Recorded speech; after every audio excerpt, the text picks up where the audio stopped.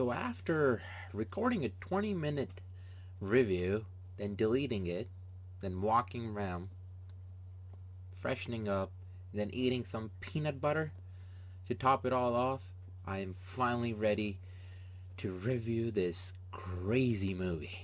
Welcome back to the channel, everyone, and welcome to another movie review. And this time it's the much anticipated Tenet. It is directed by Christopher Nolan and also written by him. And I mean, it's actually an understatement if I say I was really hyped for this movie. I mean, I was so hyped that I actually had to, many days, I just had to control that hype somehow and not really think how this is going to be. This movie has been in making for a few years. It actually took longer to come out because of the corona situation that we have going on. And I'm happy to say that this is one of the best movies I have ever seen in my entire life. Is it too much of a movie? Yes. Will it confuse the hell out of you? Yes. Will you absolutely throughout the whole movie say, what the hell is going on? Yes. Is it brilliantly acted? Yes. Is the action amazing? Yes. Is the cinematography gorgeous? Yes. The special effects? Yes. Heck, I don't even know if they use special effects. I think everything was practical, because if they did, this is some of the best special effects or CGI I have ever seen. Now, I cannot tell you anything about the story because, believe me, from the start, the first scene to the end, anything I say is actually a spoiler in its own right, in its own way. So I'm not going to go into the story, but basically the idea is this. While you're moving forward in time, time is also moving backwards at the same time, and it is one of the best concept in film I have ever seen come to fruition in this way. Now, this film, I'm going to say, it is a mashup of, let's say you put James Bond series, you take Jason Bourne, you take Mission Impossible, you take Memento, you take Interstellar, and you take a whole other bunch of time travel or any movie that has to do with time and you mash it up. This is that movie. This is also the movie that I personally believe is, this movie is to Christopher Nolan what Blade Runner was to Ridley Scott.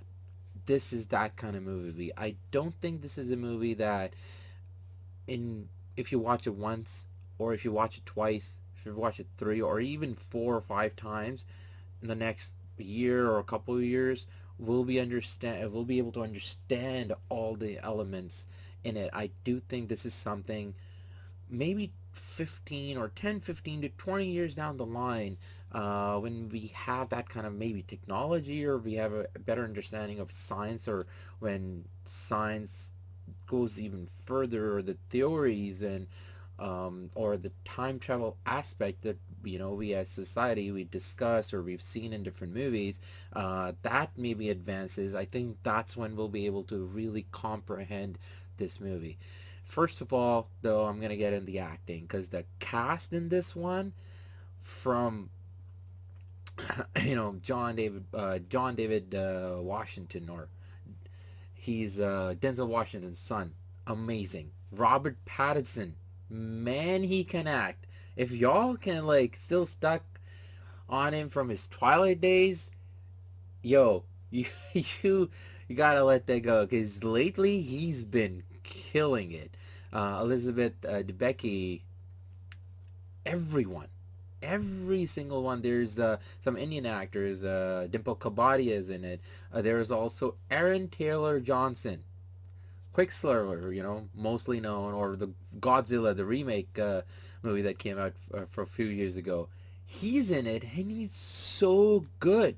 He actually acted in a way I haven't seen him before, and he brought this a different element to him, his character. It's like Christopher Nolan put this movie together, and it's like this cast that he took and he told everyone to just give their A game. And Kenneth Branagh, I think I am pronouncing the last name correctly. So if I'm wrong, sorry about that. He is so good. My God, he's. You can even say in a way that he's like the antagonist of the film. Not spoiling it. If you've seen the trailers, you'll get that. But he played that evil character so good, so good. And all of this time element, everything that's going on, the characters always felt grounded. There was never a supernatural element to it or anything like that. There are theories. Yes, Christopher Nolan deep dives into that time and love and maybe even you can say soul and villages aspects and theories in this movie again, something that he explored in Interstellar. But again, this movie though is very different from the Interstellar or even like Memento, something that going backwards that he tried with Memento or any other time travel movie. Even though there are ideas that you can sometimes see, okay, oh, it's taken from that, or the action, or the world locations that they go to. It's literally the movie move, like it's always moving. It moves. The movie moves. That's a statement. It just keeps going. It's from one locale to the next, from one action scene to the next. It just keeps going. There is never a downtime, even in the dialogue. When usually films, when it's the time for dialogue, when the movie rests and it lets the character breathe, it lets the story kind of fall into place before the next action scene happens or so. Even the dialogues in this film are so important that you just cannot miss it.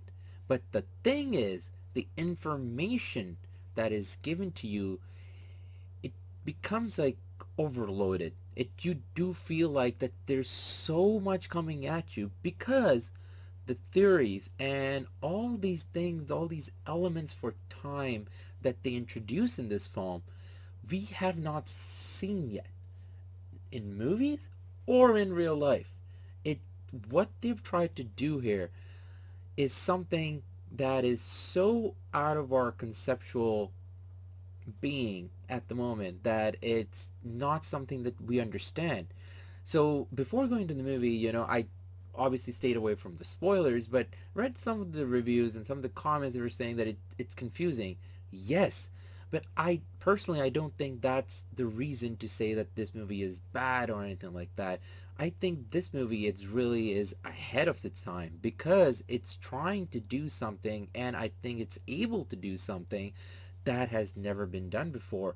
I mean, think about this. There are action sequences in this where time going forward and going backwards happening at the same time.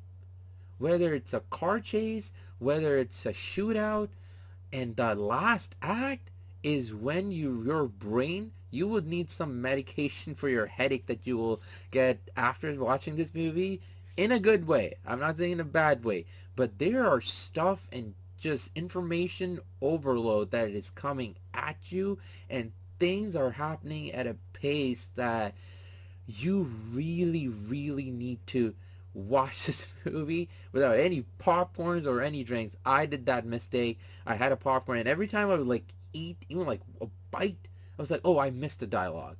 It's that kind of a movie. You really have to pay attention.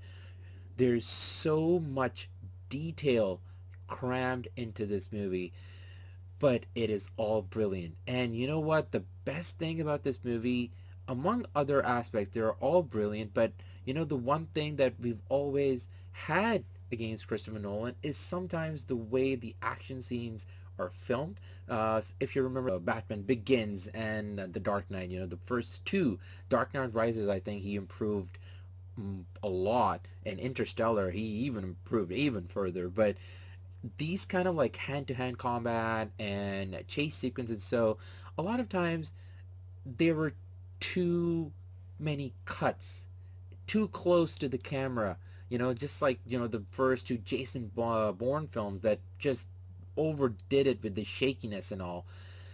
He learned a lot from it, and made the action, even with the craziness that is happening, you're easy to follow. Yes, you might not understand the concepts and like the theories that are thrown at you, but everything is so easy to follow, yet very hard to understand. I think in a nutshell, it's that movie, that it's a globe throttling spy movie, but it is so much more at the same time. And by the end of it, you really do feel that it's so much to take. It is brilliance in its in acting and its execution, and it's the way the film, the action scenes, the way the dialogue, the writing. I think everything was brilliant. And at the end of the day, yes, it is still confusing, as I said. So that's, I think, the deal breaker that might be for some people. I understand if someone would say that, this is not for me. This is too much. I would understand that. But at the same time, I think that is its brilliance, that I think Christopher Nolan, at this point in his career, he took a big risk and he really tried to do something that's not for today's time, but that's something that's really ahead of its time. Something what, 2001 Space Odyssey, or something along the line of, as I said, Blade Runner. It's that kind of movie.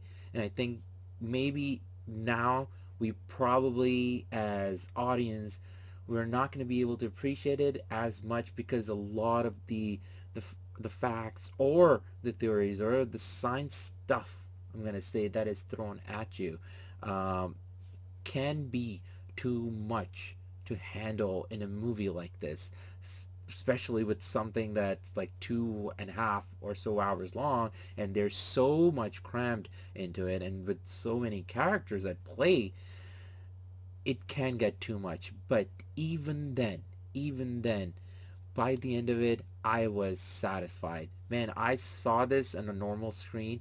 I couldn't go to an IMAX theater because it's an hour or so away. I wish I could have, and I think I'll probably one day just take a trip to watch this movie again in IMAX. I loved it. And in saying that, I'm gonna rate this movie a 9 out of 10.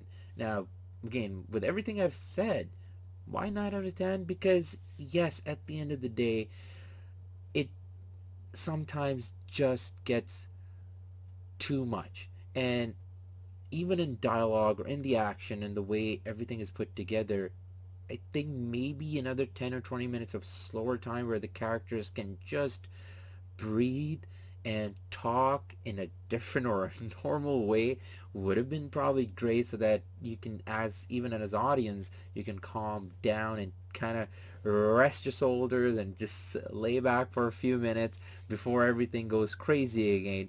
But you know what, even then, he Christopher Nolan did an amazing job. And I would love to see where this movie ends up in the long run, in the top 100 or top 50 or top 20 or top 10 list, because I think this is that movie. So with that, I want to say thank you for watching this movie review. Thanks for all the support on the channel lately. Please remember to share and subscribe, and dislike, like the video. Also, always let me know how I am doing, and especially in this case, when you watch the movie, please let me know what are your thoughts. Obviously, try to not put any spoilers in the comments, but do let me know what you thought of the movie, and was it too much, or you actually understood everything. Anything that maybe you caught on that I have not.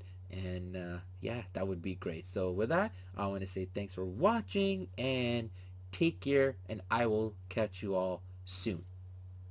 Ta-ta.